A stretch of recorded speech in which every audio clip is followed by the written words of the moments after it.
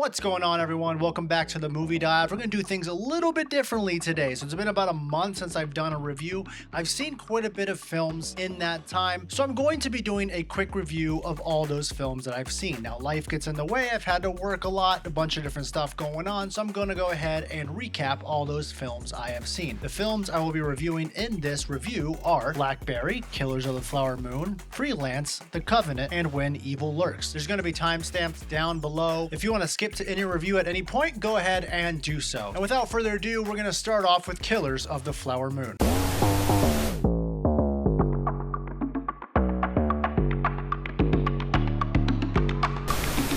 So unlike the movie Killers of the Flower Moon, we're going to go ahead and make these reviews nice and quick. This movie is directed by Martin Scorsese, stars Leonardo DiCaprio, Lily Gladstone, Robert De Niro, Jesse Plemons, Brendan Fraser, amongst others. A lot of talk out there about this movie being another Oscar winner for Martin Scorsese. I'm going to get it out of the way, say this movie was not for me. It was way too long, in my opinion. I, for some reason, just did not like how this film was paced. I didn't care about the characters at all. Now, you're going to say, yeah, they're bad people. You're not supposed to care about them. I understand that. But even when bad things happen to the bad people, when they finally had their comeuppance, I still didn't care. Unlike Scorsese's previous movies like Wolf on Wall Street, when Leonardo DiCaprio finally got arrested, I felt that moment was earned. In this one, I did not feel that. One bright spot for the movie is Lily Gladstone. I think she was an incredible actress. Robert De Niro plays the same amazing Robert De Niro he seems to always play in Martin Scorsese movies, but you do know what you're going to get from him at this point, which is a little unfair. He is terrific, but you know what you're getting. Leonardo DiCaprio, one of the best actors working today. Once Jesse Plemons shows up, I feel like the movie gets exponentially better. However, again, it just does not need to be this long for a movie. I just don't care about anyone. I'm going to go ahead and give Killers of the Flower Moon a 3 out of 5. The reason I'm giving it a 3 and not lower is because it is such a well quality film.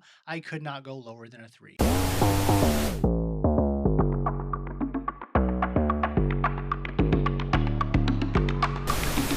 Up next is Blackberry. Now, I know this movie came out in earlier 2023. It's been the year of making movies about how things were made. We've had Blackberry come out. We've had the Tetris movie come out. We've had the Hot Cheeto movie come out. Now, out of all of them, I would say Blackberry was definitely the best. I enjoyed it a lot more than Air, and I did enjoy Air, but this one took a lot of that fluff out of there and just made it more of a serious, direct movie. Glenn Howerton from Always Sunny in Philadelphia was terrific. He stole the whole movie. Every scene he was in, I just absolutely loved. I want to see him do more work after seeing this movie. I was like, dang, this guy's got terrific acting chops. It was nice to see Jay back. I don't think I've seen him since This Is the End, or I know he's been in stuff, but I just haven't watched anything. But in the end, I love Blackberry. This one's going to go ahead and get a 4 out of 5. Might end up on the top best films I've seen of the year.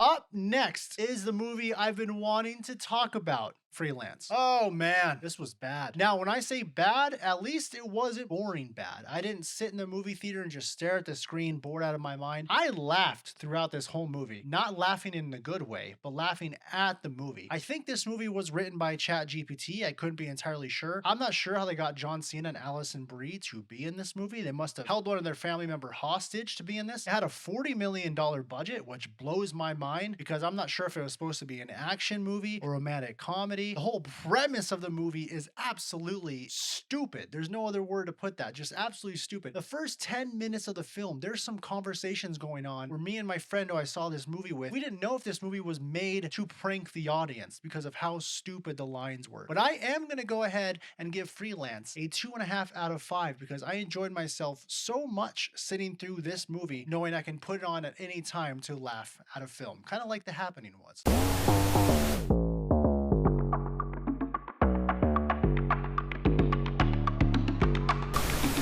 Coming up next is The Covenant. This is Guy Ritchie's film, also another movie that came out early 2023. Finally got a chance to see it about 2 weeks ago, I would say. There was a reason I never saw it. It looked like another typical war movie. I don't know if I'm pronouncing his name right, but Dar Salim, who plays the translator Ahmed in the movie, is so good in this film. I feel like he carried this movie. I wanted to be with him during every single scene. Jake Gyllenhaal is a terrific actor, but you definitely see the Jake Gyllenhaal tendencies coming out, which pulled me out of the movie at times. When Jake Gyllenhaal is angry, he gets that Jake Gyllenhaal yell. I don't know how many times I'm going to say Jake Gyllenhaal in this review, but apparently 100 times. It was very entertaining all the way through. There were some gripping moments, but there was also moments that were very Guy Ritchie. Action-packed where you're thinking, is that really how the story happened? I'm gonna go ahead and give The Covenant a 3 out of 5. It is worth a good watch. Is it the best war movie of all time? No, it's just in the middle of the pack, but it's a good, enjoyable viewing.